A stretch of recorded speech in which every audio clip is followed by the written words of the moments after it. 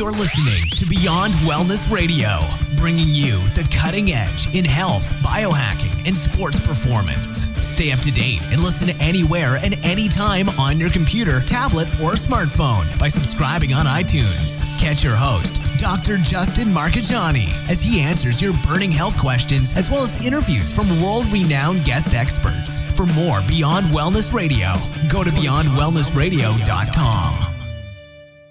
Hey there, it's Dr. Justin Marchegiani. Welcome to Beyond Wellness Radio. Feel free and head over to beyondwellnessradio.com where you can access our full podcast transcriptions. While you're there, you can also sign up for our thyroid and female hormone video series. This series goes into the root cause of why your hormones are out of balance. While you're there, you can also schedule a functional medicine consult with Dr. Justin, myself, where we'll dig deeper into the root cause of your health challenges. Feel free and think of sharing this podcast with at least one person. This podcast grows by people sharing it. Sharing is caring. If you can think of one person that can benefit from this information, please feel free and share it. If you're enjoying the podcast, make sure you subscribe on iTunes. You can also click below the video or podcast where you'll see the iTunes review button and leave us a review. You can also sign up for the newsletter at beyondwellnessradio.com where you'll get updates before anyone else. Thank you so much and enjoy the show. Hey there, it's Dr. Justin Marchegiani. We have a great podcast interview coming your way. We have Eileen Laird. She is an autoimmune expert, and I'm really excited to bring her on because I see so many patients in my clinic that have autoimmune condition or autoimmune diseases, and her website is such a great reference. So I'd like to welcome Eileen to the show. Eileen, how are we doing?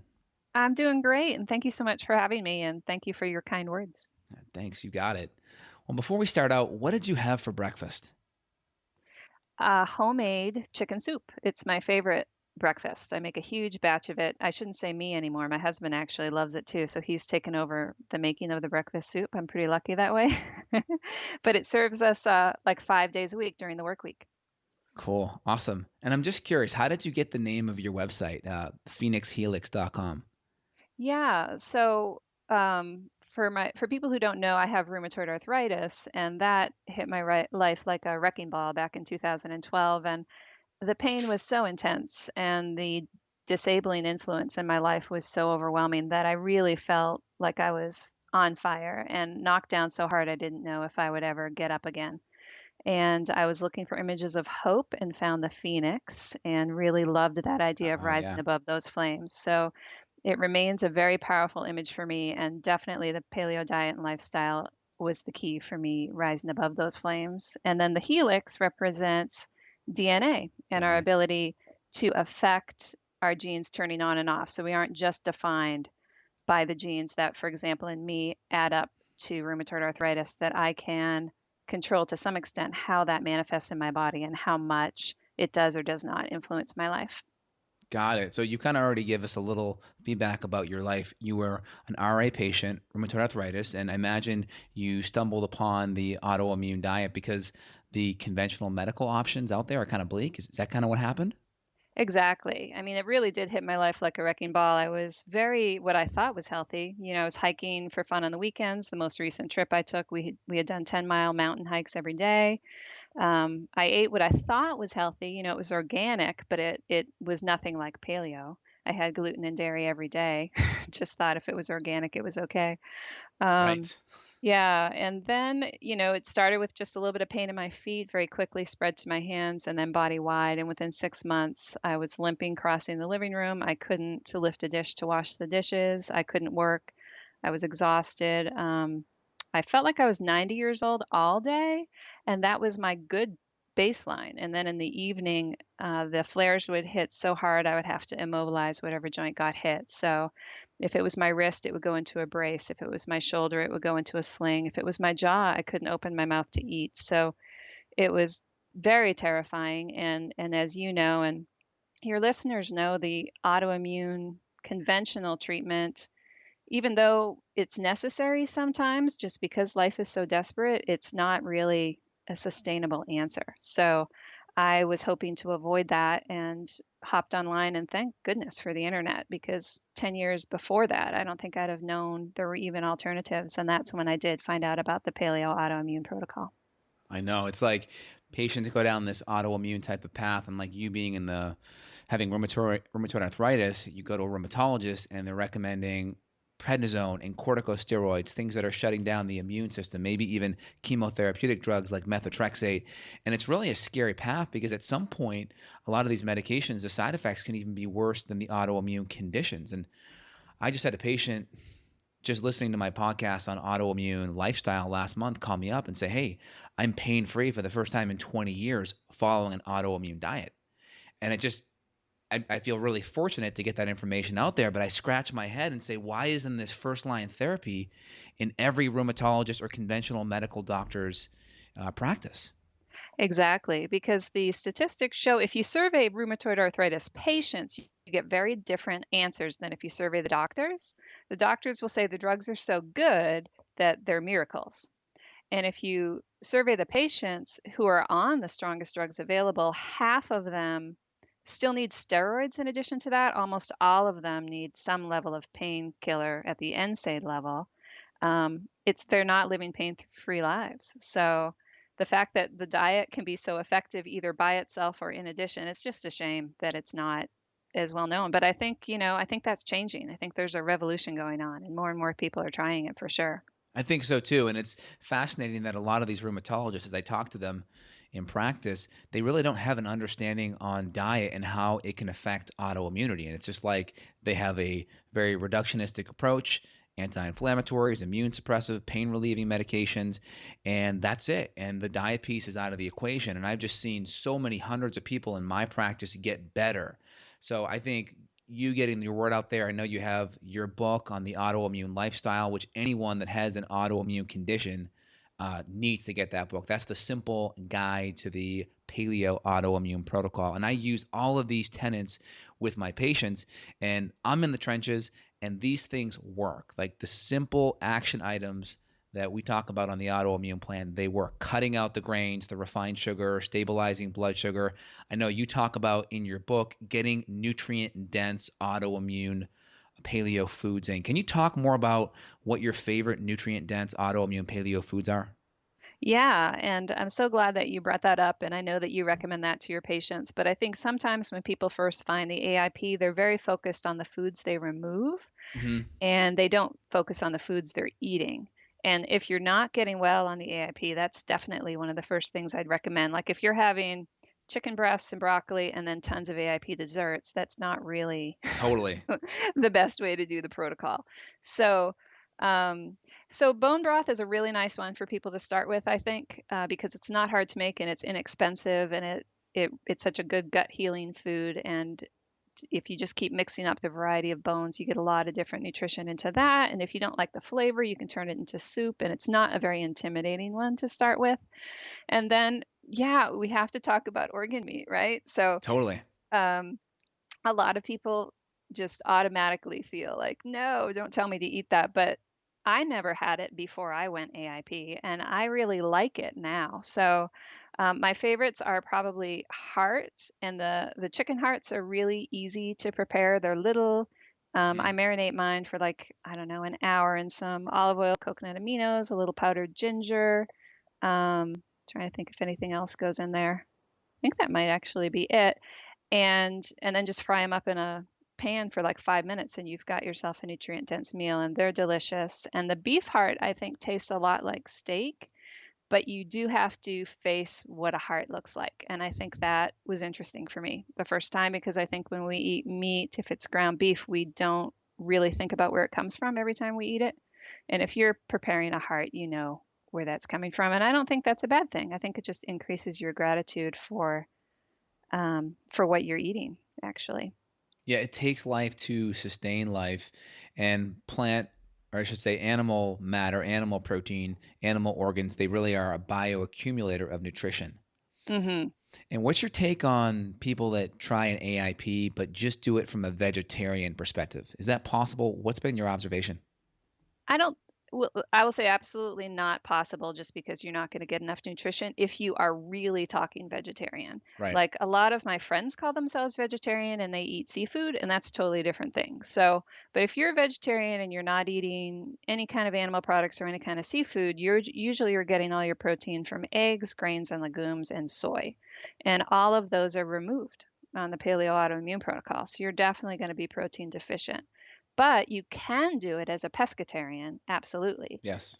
Seafood is wonderful. I'm sure you've talked about it a lot, but omega-3 rich fatty acids. Some of the seafood also has vitamin D, and then the shellfish is sometimes as nutrient dense as organ meats. Like I hear that oysters are right up there with liver in terms of their nutrient profile. So if you're eating seafood, you can do it, but you do need to eat some type of, I don't know what seafood or animal, I think, to do it successfully. Yeah, it's difficult. I work with some vegan, vegetarian patients where we'll add in some at least free form amino acids. I'll Mm-hmm. talk them into getting some liver in capsules at least because they can wrap their head around, oh, well, it's in a pill. It's like medicine, right? So Okay. that will help. And then pea protein, clean pea protein. It's not the most ideal, I guess. I want to get your take on that in a second. Clean pea protein can be a good, happy medium. And then even beef protein as well can be a good source. What are your take on some of those supportive proteins for people that may have a harder time with the animal proteins? I can see where you're going with it because I imagine you're doing that for people who will not consider the alternatives. And Exactly. so that gives them a gateway in. And so it's like I would say, I think the pea protein wouldn't be actually like strict AIP, but it's as close to AIP as you can get. I Right. always prefer whole foods to supplements, and I'm sure you do too. So that's why I would encourage people to baby step their way into that idea. But it's a process each person has to go through on their own, and there's a lot of reasons people come to vegetarianism. What's interesting in the AIP community is some of the largest, like most famous names used to be vegetarians. So Terry Walls was a vegetarian for, I believe it was 20 years Wow. before she started Hmm. eating meat again. And Mickey Trescott over on Autoimmune Paleo was vegan. So it's a lot of people have been through that before you, is what I would say to any listener. You're not alone on that. And I have an article on my blog called Can You Do the AIP as a Vegetarian, where I talk about the steps you can take to kind of baby step your way into it. And a lot of that advice I got from Terry. She just said, sometimes it's the smell and texture you have to get used to. So you start off with the broth and then you do pureed, vegetable soups with just a little bit of meat and go ahead and puree it up. So it just kind of seems like a thick, savory soup. And then from there, add a little bit of chunks if you can and kind of move your way forward. And she said, wait to grill a steak until, further down the road. Yeah, that makes sense. And do you find a lot of people are reluctant to add some of the meat back in if they are coming from a vegan, vegetarian standpoint? Do you feel like, I feel personally it's more of like an emotional type of thing. They're wrapping their head around the fact that, oh, it's a cute animal, this and that, but they're not looking at it from the perspective of scientifically, there's nutrients, there are things that our cells and body needs in there. What do you feel most of the reasons are for people not adding meat into their diet typically? Yeah, I think if they're coming at it from an ethical perspective, it's harder. The Mhm. health perspective is just a matter of education, Yeah, right? I it's think that mainstream media still promotes vegetarianism as healthier. And so it's like a shock when you think that you realize that paleo is healthier. But when it comes to ethical, I think one thing that helps is there's a book out, I believe, called The Vegetarian Myth, and it talks yes. about how many animals are killed in the farming of just plant agriculture, which would really be eye-opening for a lot of people to read. And the truth of the matter is, like you had just said, I think you said it takes life to make life, right? So Yes. there really is no way to be alive on this planet as a human being without some sacrifice happening on your behalf. And the more gratitude you can put forth for that sacrifice and the better choices you can make to make that sacrifice worthwhile. Like, as you know, a lot of vegetarians are junk food vegetarians. Yes. I mean, they eat the prepared and fast foods and frozen foods, and some of them don't even cook, and some don't even eat like many vegetables, which is kind of crazy.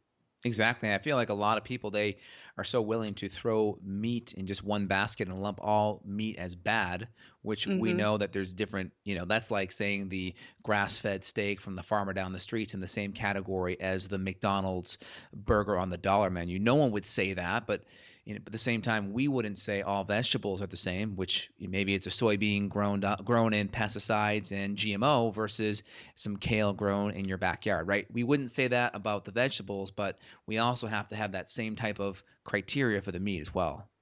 Yeah, exactly. And I think the paleo community is great about that in terms of being mindful about Quality. the quality, the life of the animal lived beforehand, and and so you support the local farmers. I buy from my local farmers all the time, and those animals lived a beautiful life before their lives were given to become food for other people. And I wouldn't be comfortable eating anymore now that I'm educated, the CAFO beef and those chickens that are so crowded together and I mean, you see some awful things on those food documentaries. And I know that not everyone has access to perfect food, so we can get into some food perfectionism things here, but I Right. think just being mindful about our choices and making the best choices we can is a good idea, and it's good for our health. Like you said, it's very different, right? Yeah, I love Mhm. that. Now, what percent of people do you find, by the way, are you seeing patients? No. Okay. I'm just kind of a person in the trenches with everyone, sharing what I'm learning along the way. But a lot of people come to you with questions about the autoimmune diet and transitioning, correct? Yes, I would say I'm an expert on the protocol, and anytime anyone wants medical advice, I refer them to people like you. Okay, got it. So I see a lot of patients that are paleo and they're just like, yeah, but do I really have to go AIP? I have some of these autoimmune symptoms. Is it really worth it? Now, I've seen a lot of patients where just cutting out nightshades or nuts has been a game changer. What percent of people do you see that are paleo and that just go from paleo, a good paleo, not a junk food paleo, to an hmm AIP level? What percent do you see have a really big improvement? And what percent of people are just, okay with it? Nothing much. Yeah, I don't know that if I have the statistics, but I think it's absolutely fine to try paleo first and just see what it does for you.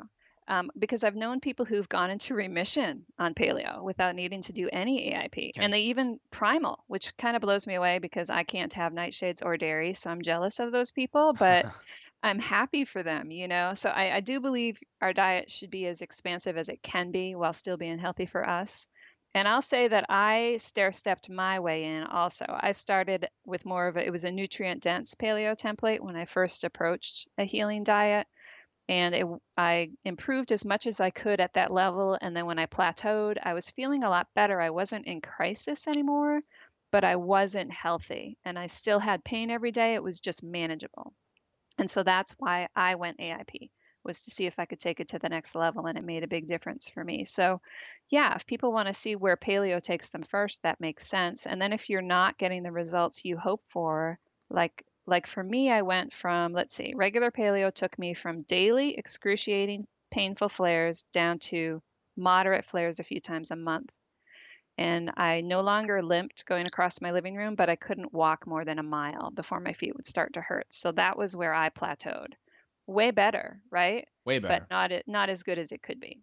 Now, if it had put me into remission, I never would have done AIP. I know it's one of those things people really don't get behind it unless they see the results.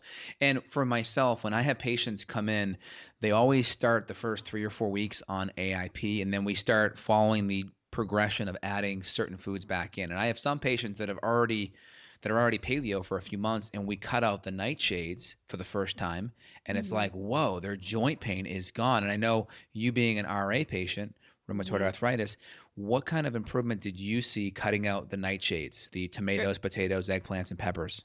It's huge for me. So, what I will say too, when I did the regular paleo template, because I have RA and that RA nightshade connection is even kind of known outside of the paleo community, I removed all of the vegetables, but I kept eating the spices because I thought they were such a small amount it wouldn't matter. And so that was probably why I did improve on paleo. I wonder if I had kept eating potatoes and tomatoes and peppers, I don't know that I'd have improved at all. Um, but that might have been why I plateaued. So when I gave up the chili powder and the paprika and the curry blend that had the peppers in it, then my flares stopped altogether. So for me, it's a huge trigger. Got it. And I wanted to shift gears into the mechanism of autoimmunity. There's been a lot of people talking about leaky gut, which is nothing more than the tight junctions in our digestive system kind of unzipping, so to speak, and those undigested food particles kind of getting into the bloodstream and creating this immune response. And it's kind of ironic, if you will, that a lot of the pain relieving medications that are out there, especially in the rheumatology world, they will actually increase leaky gut and increase digestive issues. So can you touch upon leaky gut and just kind of your thought process around how it's increasing autoimmune conditions? Well, yeah. So I think that modern life creates a leaky gut, right? Just Mm-hmm. because of all of the, Stress. stress and then all of the, fake ingredients in our foods that I'm sure have that influence. And so we were all kind of set up to be vulnerable to begin with.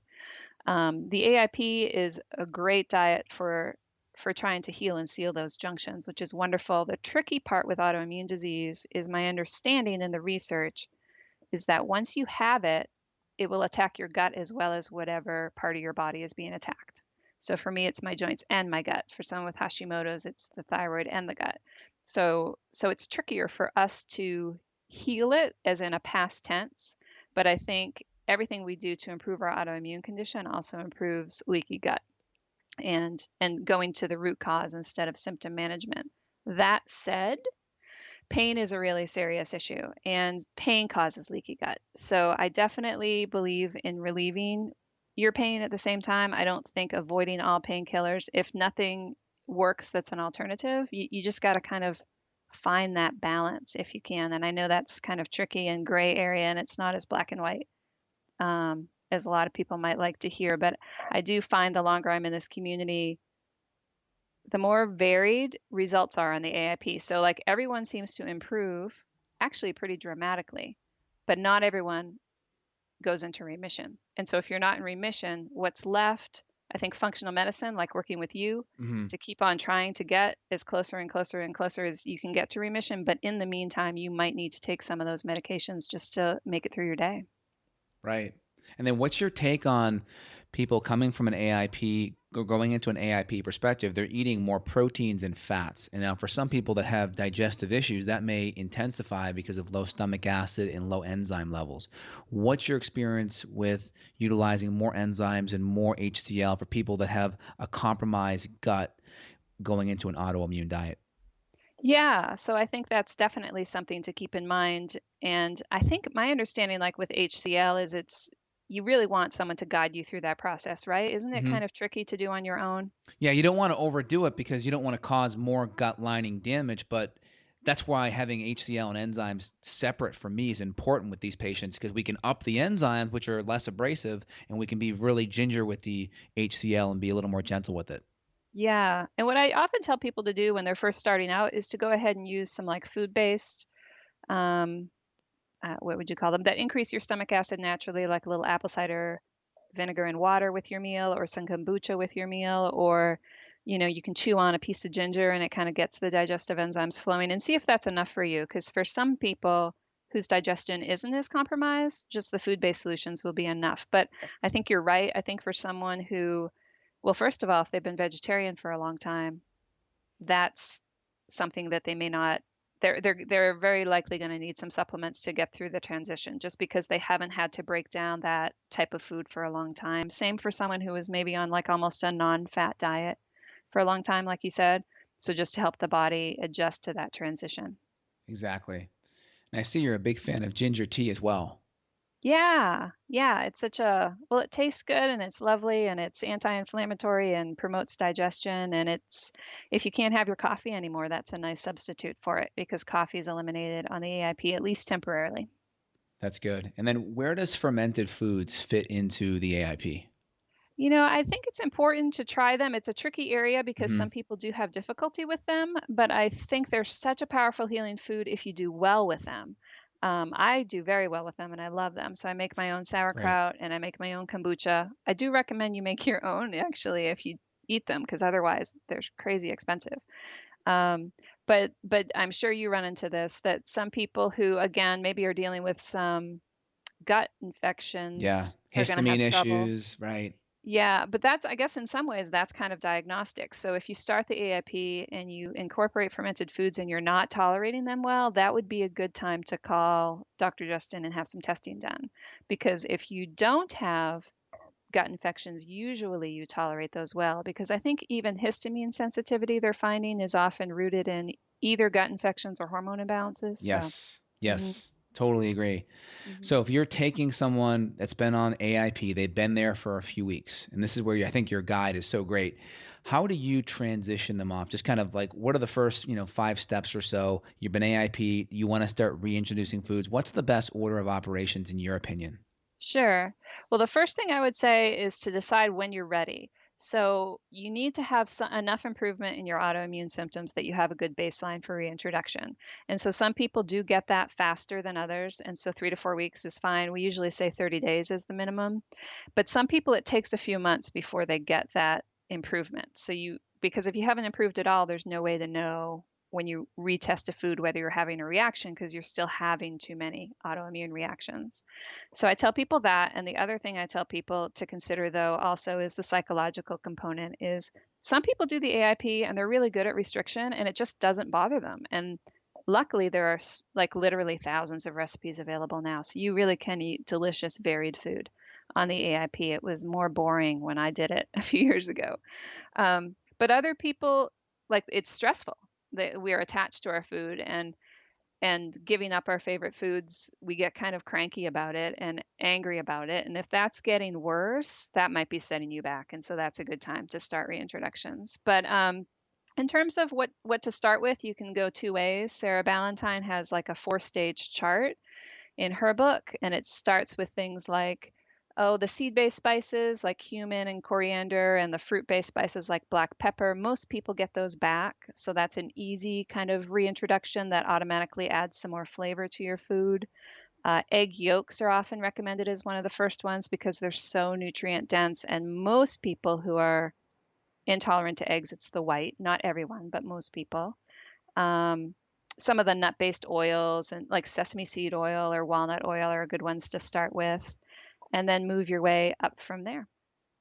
Great. And then if you're going out to a restaurant, I'm going out to eat tonight and I'm going to try to eat. I try to be AIP 60 to 70% of the time, and then Hmm. paleo in general 95 to 99% of the time. And if I cheat, I still never get gluten in my diet. So when I go out to eat tonight, I'm going to get a steak, I'm going to get vegetables. I always tell the maitre d' or the cook or the waiter, I have celiac disease and I cannot do any grains. So any flour substitutes will not work. And I'm very crystal clear that I don't use the word sensitivity. I have this disease and I cannot do it. So I'm just curious, what's your take on it? Maybe it's not quite as drastic as mine. How do you go and navigate a restaurant and communicate with the people that are serving you about your food intolerances? It's similar. I use the food allergy word because they take that seriously. Mhm. They don't take Yep. food intolerance No, they seriously don't. at all. And the other thing I do, which seems to really help me, is when the waiter or waitress comes to the table, I smile and I say, I'm just going to let you know that I'm a high maintenance customer, but I'm a really good tipper and I will make it worth your while. And they usually laugh, but then they take good care of me and I make sure that I tip them well. And you tell them that in advance so they're not annoyed by all the extra extra questions you're asking. Because what I'll usually do, like you, I'll eat something often very similar, the steak and vegetables. Usually I'll look through the menu, see what options are available to me. I'll pick two that I think are the most likely to be fine. And then the foods that I know that can kind of get hidden in the meal without my realizing it is if it's going to be cooked in butter and if there's any nightshade in the spice mix. So I'll have them go back and just ask the chef if I can have that food prepared without those things and which one they'd recommend for me. And then they do. And that seems to work fine. Yeah, I also, if I'm doing vegetables, I can do butter, but like, let's say you can't, I would Hmm. just tell them, just steam vegetables and bring a side of olive oil, and I'll put the olive oil on. So then you're the one adding the fat on there. So the steaming can be helpful. And then obviously salads, and if you can get an olive oil and maybe an apple cider vinegar and some lemon juice, that could be a good substitute too. Yeah, I've even brought in some of my own spice blends because sometimes you can get kind of because I can't have the nightshade spices and uh, and gluten, and often between those two things, most of their mixes in the back, like you can't have, or their dressings. So I'll bring in an AIP friendly little spice blend in my purse and shake that on my vegetables or my salad or even my steak if it needs a little boost. Yeah, that's good. And when I Mm. do sushi, I'll also bring out my coconut aminos Yeah. and MCT, and I'll do that instead of, soy or even the tamari gluten-free soy, which is better. But for some people, you're going to do better with something that's totally AIP approved, right? Yeah, absolutely. Cool. Any other tips Any other cool tips that you have for going out and being successful on it? Being successful on the AIP in general, do you mean? Yeah, yeah. Just while you're not eating at home. Yeah. I mean, I would say be vigilant, and Mm, it's not the way it. Uh, what can I say? I mean, to be 100% honest, I don't have the relaxing experience in a restaurant I used to have, right? right. Before I contracted RA. So it's a different experience for me now, but I take it seriously just because I know for me personally, the results can be pretty severe. So if I get exposed to one of my bad foods, I'll be in pain, and sometimes it takes me a few weeks before I feel back to normal. So it's that kind of depends too. I think once you've been doing AIP a while, and what I mean by that is it becomes personalized AIP, you've reintroduced some foods, you know which ones are your worst triggers, you know where you can, like you said, cheat a little bit, and you know where you can't. That's the goal we all want to get to, is know our bodies well enough to know what we need to do to take excellent care of ourselves and where we can be flexible. And so then when you go out, you can find that line. I like how you talked about it. You know what foods you absolutely can have, and then you know which ones that it's okay. I mean, it may not be optimal for you, but it's not going to set you back. Absolutely. And I think it's important that everyone finds out what their kryptonite is. And Yeah. like yourself, you know what your kryptonite is, and you can kind of weigh out the risk reward, benefit. Is it worth having this food that will set me back 2 weeks? Probably not. But if someone's already been AIP for a month and they've added certain foods back in, and maybe they have some butter and it's not a problem, or if they have some potatoes, maybe they just have a little gassy for the night, well, then you can do your own risk reward analysis on that. But some people, like yourself, Eileen, you're going to have that severe reaction. So I think it's good that everyone figures out what their kryptonite is. And I think it's great that everyone here, and you're creating this self-awareness so people can figure out what is their kryptonite. Yeah, and just to be optimistic too for the people who maybe are just thinking about AIP. And so I've only talked about the foods I couldn't get back, but I mean, I got eggs back completely, so that's been really nice. I can eat them. I can eat any kind of egg. I mean, at home I eat It's great. pastured, organic, fabulous eggs, but if I'm traveling, I can eat conventional eggs. It's not ideal, but they don't hurt me, and that's nice to know. I can have chocolate, which is just a nice joy for my life. Oh, that's So, great. That's great. yeah, I do well with those. And then nuts and seeds I can have in moderation. So that means, like for me, if I'm at a restaurant, I can choose something that has nuts in a salad and seriously not worry about it. It's only a problem for me if I eat them every day. So, yeah, getting to know yourself, it's really kind of cool to know yourself that well. That is great. And what's your take on butter or ghee? Are you able to personally add ghee or butter back in? No. And it's interesting. I ended up writing an article about that because it's not the way it's advertised to be, and it just made no sense to me. I was like, why, if there's no really protein levels remaining in the ghee, like what is the problem? Why is it in my head? Is it just me? And so I interviewed tons of people in the AIP community, and what was interesting is it seems that people who can tolerate ghee can usually also tolerate butter, cream, and sometimes cheese. And people who cannot tolerate butter cannot tolerate ghee. So I think what it is the autoimmune body is more sensitive than other bodies. That's all. Because I do know people who are friends of mine who do not have autoimmune disease, who do poorly with other kinds of dairy, but they do fine with ghee, but they don't have an autoimmune trigger reaction. So I wish I could eat ghee because it's nutrient dense and delicious, frankly. But no, for me, it's a no go. Have you ever tried the Mount Capra's goat ghee? I have not tried that, but I have tried other goat dairy. So I tried raw organic goat's milk homemade kefir when I Yeah. was reintroducing dairy just to try and get the best quality of everything. And I reacted to that also. How So it about seems like dairy is dairy for me. how about MCT? Can you do that?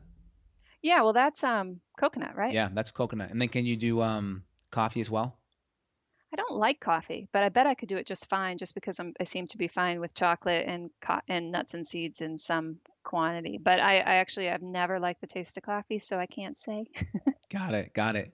And then based on your experience, because you're a living example of having an autoimmune condition and basically reversing it and keeping it under wraps and under control, what have been the best supplements for you? Yeah, that's a good question. So curcumin Mm-hmm. is really helpful for me. What I did find is that it's what's interesting with supplements, and you've probably found this too, that during my experiments, like in the beginning, I thought, well, if it worked for me at a little level, then the more I took, the more it should work. And that didn't seem to happen. Like a supplement either worked or it didn't once I found the right dosage, but it wasn't like taking 3 or 4 times as much made a difference. But I take curcumin every day. I take it actually before I get out of bed. Before I wake up in the morning, I'm usually kind of slowly becoming more alert, and it seems to work better on an empty stomach for me.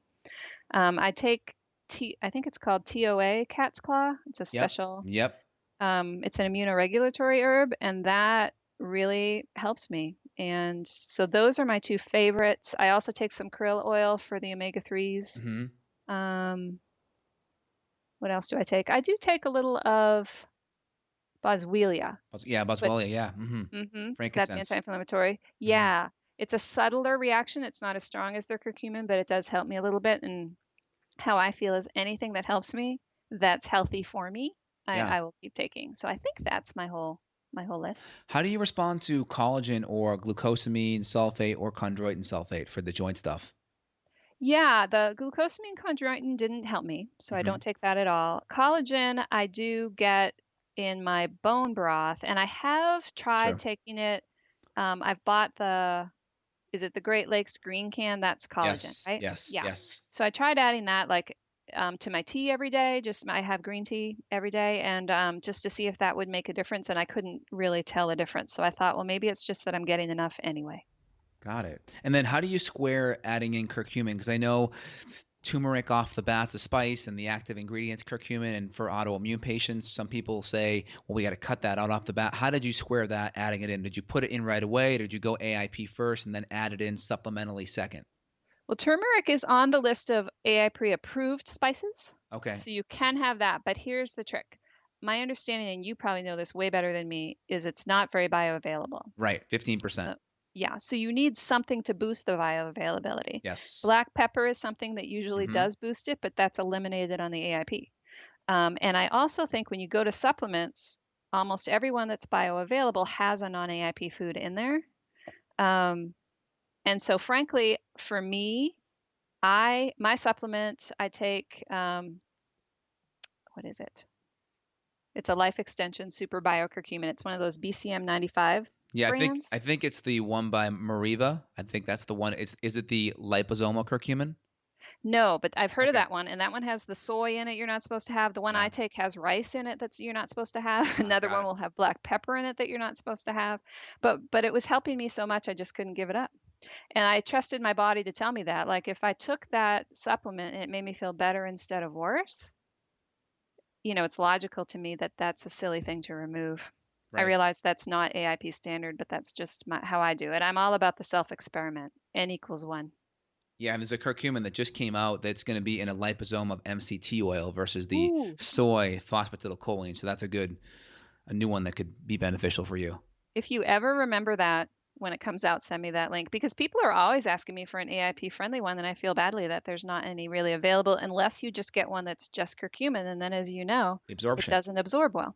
Got it. I'll put that in the show notes for you. Yeah. And then also with my patients, I've always allowed turmeric to be added in. I've seen some places where they say don't, but some people are really, really hardcore. Like the major spices I don't allow are any peppers, paprika, seed-based spices, fenugreek hmm seed, celery seed. Are there any other key spices that people tend to miss and add in that you want to mention? I really think the nightshade ones are the biggest triggers. Right. And then the seed based and the fruit based, I think, are more just to be on the cautious side. Some Mm-hmm. people I think the ones who have more trouble with those, they're kind of slightly hot spices and they maybe have more digestive, either leaky gut or if they have, say, ulcerative colitis or something like that, maybe their digestive tract is more sensitive. Mm-hmm. But I do find most people don't have as much trouble with those. It's still recommended you eliminate them, but I really think the nightshade ones are the biggest issue. And what I will say for that, and I think you named it off, is people forget which ones are nightshades, and paprika is in everything. If you were trying to buy a Yes. packaged meat, like hot dogs or sausages or deli meats, almost every single one is going to have paprika in it. So when you've given up paprika, you have to shop very carefully for anything like that Totally. until you can find out if you can reintroduce it. And some people can reintroduce that one better than the rest because it's a milder nightshade. I can't, but some people can. Got it. And in your book, I know you talked about it. We touched upon it earlier, infections. What was your personal experience with infections being a part of your autoimmune condition? Did you see a connection there, or for you, was it just more food-based?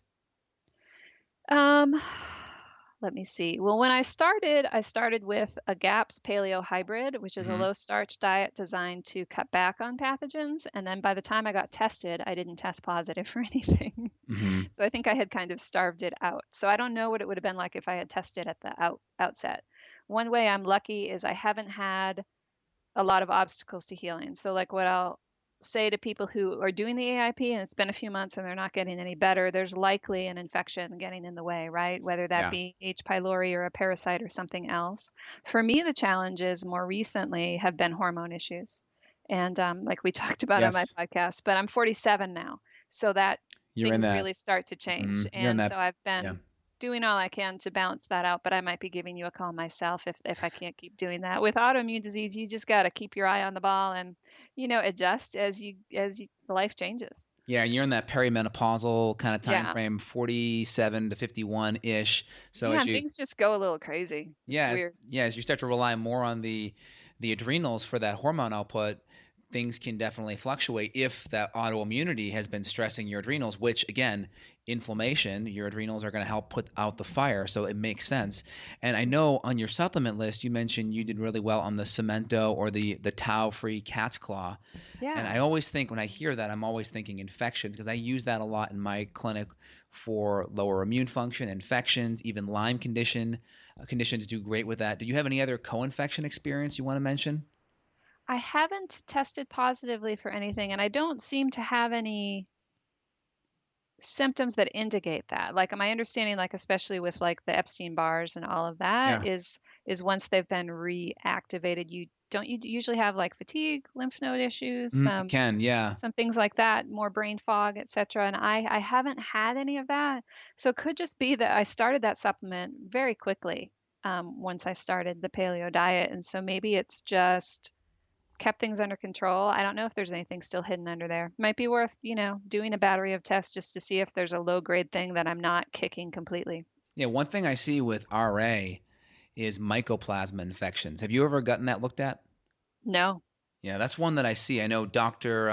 Brownstein's talked about it, a couple other physicians. There's a lot of research on it, and I see mycoplasma can be present in some of those patients, but something Cool. to look at. And I know cat's claw is helpful with it, so that's why I'm kind of just connecting the dots and seeing maybe if you're hitting some potential infections just accidentally with the cat's claw.